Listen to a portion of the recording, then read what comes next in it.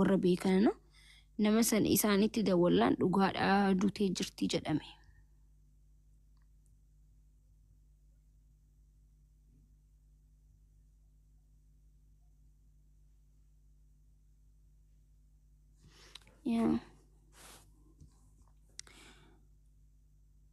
Jaartii Andu'aalem Gosaa artistii keenya artistii jaalatamaa Oromoo haadha manaa isaati.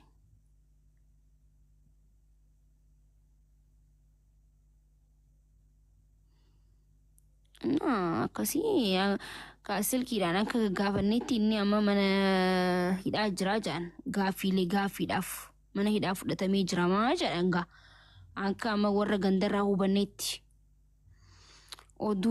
oduu biraan qabnu kanuma qabna amma gaa'is gadda keessa jirra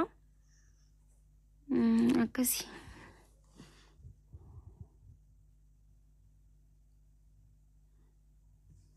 warri koflu kun garuu na ajaa'ibu jira wallahi annamni gaafa gaddarra taa'ee namni koflu na dhiba bar ashaangullitti boo'ichaa barreessana jaaniin koflan immoo maaliin jaabaraan gis takka takka.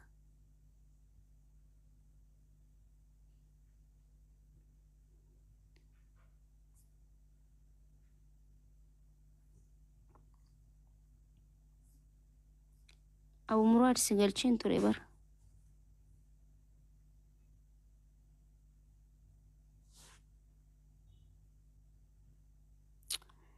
sababni maan isi micoon bareedduu qashti makamaanim gaama noora michilij naat sababa kana isi geesse Oromoon baruu qabna jechu hordofaa jirra masalkiidha waa hundaa'u በጣም itti wallahi boy iman kun narraa citu diyaa wallahi maaliif jenna በጣም itti garaana nyaatti waa hedduu beena isinii galee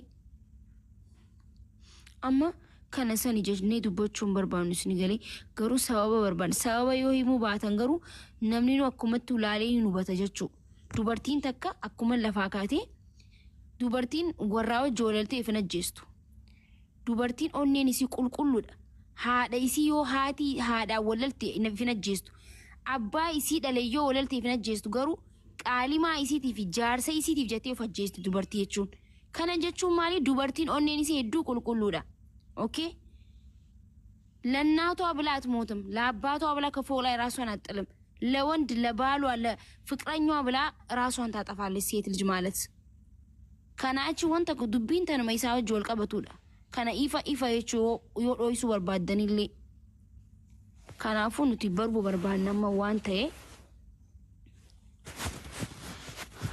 ገራነ መኛቲ ወላሂ ወቢላይ በጣም ገራነ ኛቲ አይ ዶንት ኖ አመኑ ለንደደቤ ላማ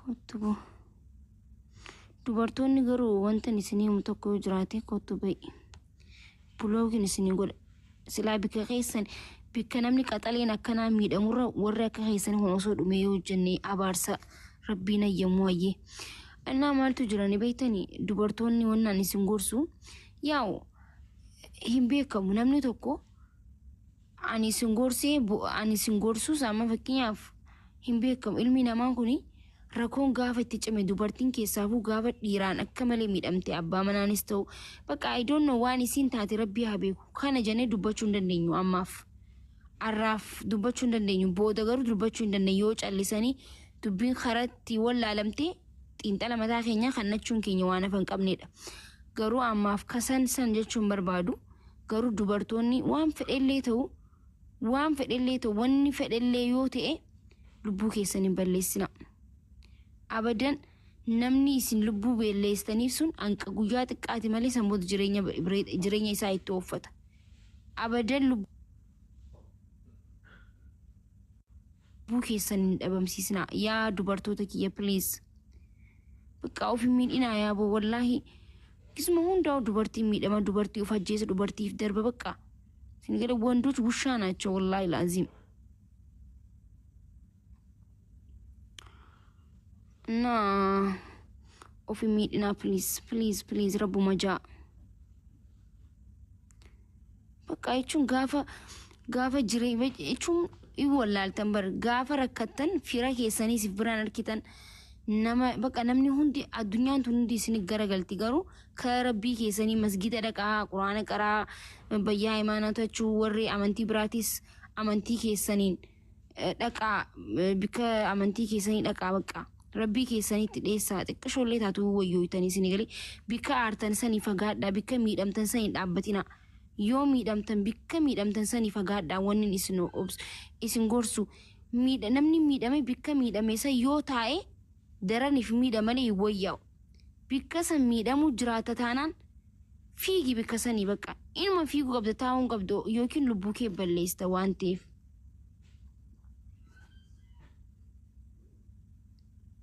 Ay namni maa nama arrabsa qoy buloo godhaan jira dhugaa rabbii isaatan amma arraba maal fidime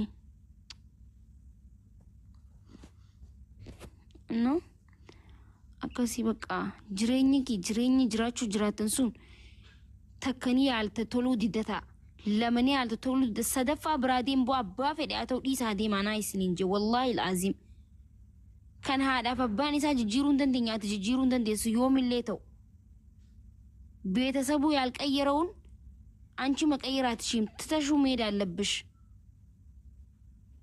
ነማሃቲ መከርተፋን ዶይቴ እንጂጂራቲ እንጂጂራይቴ ወንቲፍ ሚቱ ፍንጅርቱ ዲሴ ደሙ ቀብደቹ ጅሬኛ ከየሰቲ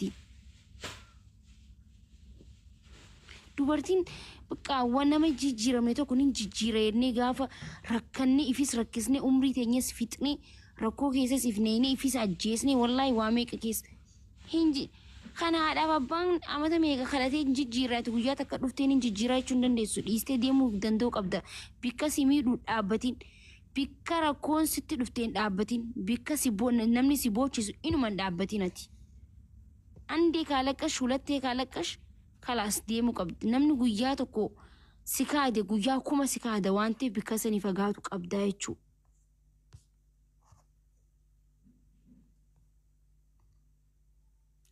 Kosseen mee haaji qura'aan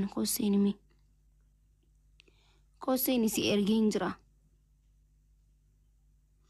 kosseen ita amma si ergeta qura'aana baadhattee piroofaayila godhatte kosseen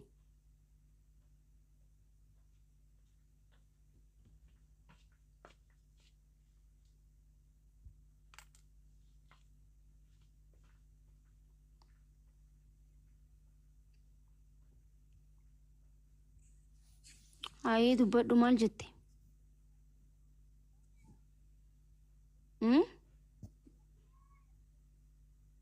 Saaliyaa. Assalamualaikum. Maal jette dubbadhu? Baay'inaan dhagaa. Maal jette? Maa nama arrabsita jechuu kiyyaa bar. Nama arrabsite yoom nama arrabsiu? Yaani namni kan rakkatees ba'uu jira kan qananiis ba'uu jira. Maal jee nama arrabsime dubbimaa kana itti jee dubbadhu maal jee nama arrabsi fakkeenyaaf? Waa'ee dhuma jijjiirraa maatii dubbataa jirta malee wanta biraa wanta itti dubbataa jirtu jira. Qoygaa akka maal jeetiin nama arrabsime amma waan an dubbachuu jiru keessatti kana jette jee dubbadhuga.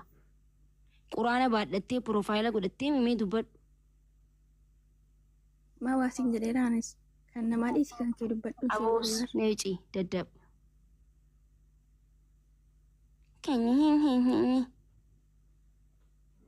Waan barreessite harkeetiin jirashi nam tokko nama dhibdan wallaahi laazim dubartiidha ati amma fakkeenyaaf ati amma dubartiidha okay dubartiidha miidhaan dubartii takka garaa si balleessuu qaba cakkany aramanii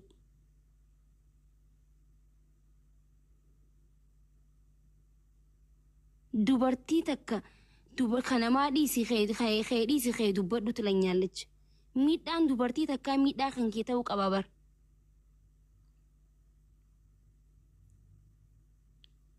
Miidhaan obboleetii tantee fooqirraa of darbitee duutee takka garaa yoo sin balleessine ati intala ilma namaa keessan jirtu jechuudha. Ustee quraana baadhattee deemta malee wanta ilma namaa keessan jirtu jechuudha nama bineensa irraan uumame nama ilma namaa ta'e namni nama du'ee firrifannee namaa miti boo.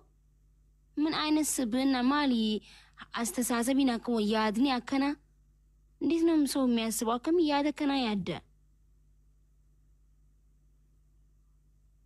Miiciyyoo xiqqoo ilmoo takkallee hin qabdu xiqqishoo jechuun sirra xiqqoodha amma seentee gastii seentee buute tuni miicoon amma lubbuu isii dabarte kuni sirra xiqqoodha si galee.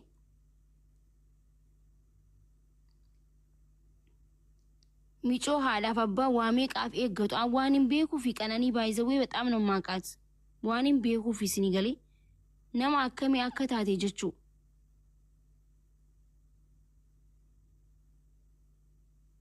Nuti gadda keessa jirra amma.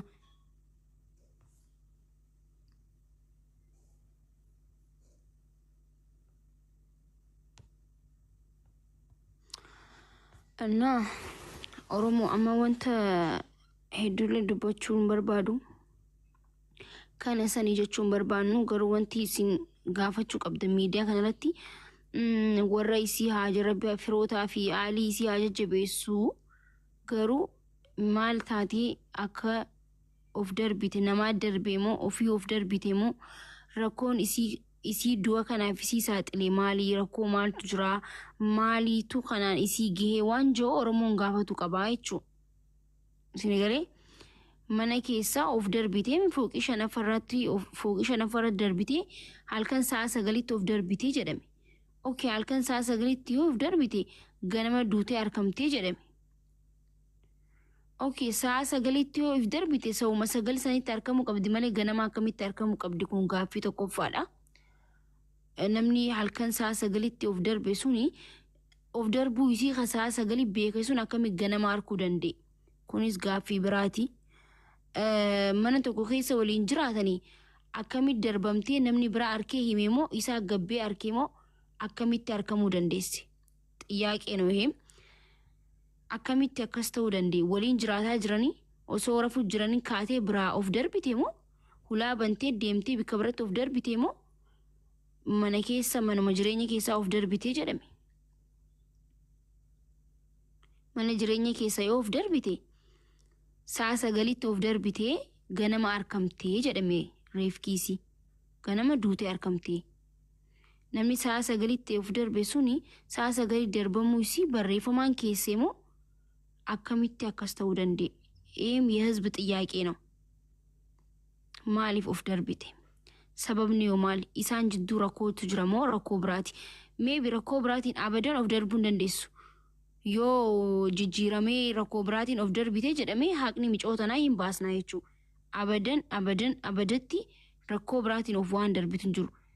Bakka isaan lameen jidduu rakkumaa jira bakka akkasitti hubanna nuti kan akkasi dubbiin ifaa gala waan ta'eef amma hawaasni kan gaafatu qabu kana jechuu takkaa jirtu lubbuun isii baatee jirti. Rabbitti araaramu qananii በጣም ምስኪን ሰው ናት ወላሂ العظيم በጣም በቃ ነመ ጋሪዮን ስንንጄ ማልጄ ስንይብሰ ወላሂ በጣም ጥሩ ሰው ናት።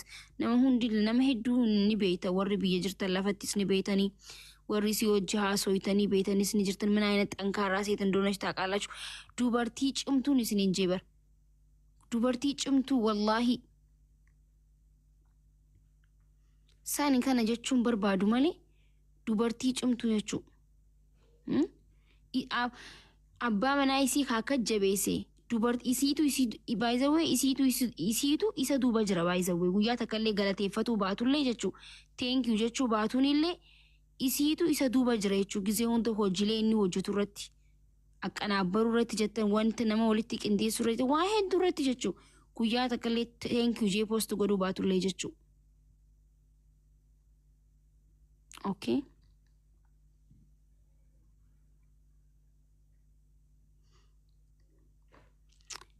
mee arkitanii beetanii dhugaa dubbannee bara amma nuti waa hedduu haasa'uun barbaadu malee yaani Oromoon tunu isinii galaameen peejii isaa deemaa ilaalame akka jaartiitti guyyaa tokko akka artiistota kaanii poost godhee ni beekaani isumaa poost godhaa oola gizee hunda waa hedduu jiraa barni beena bara akkumatti nuti siyaasaan nu galti amma dubbannu garuu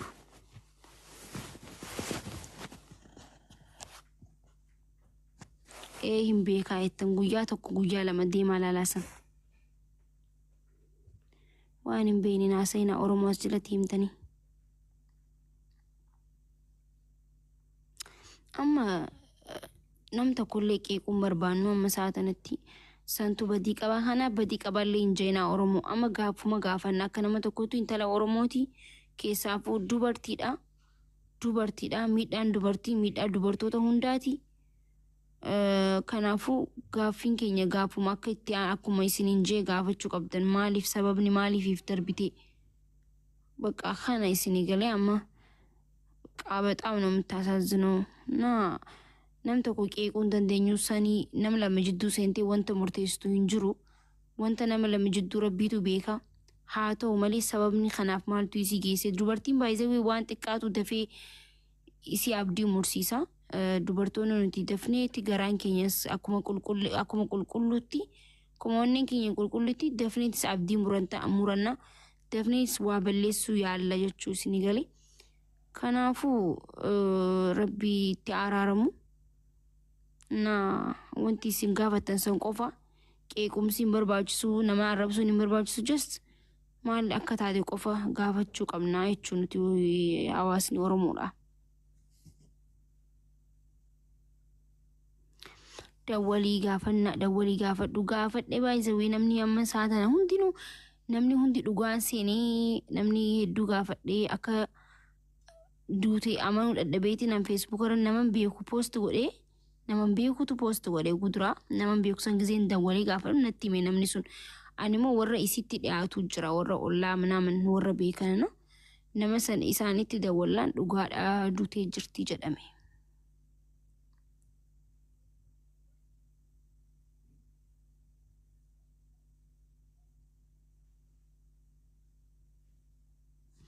Yeah.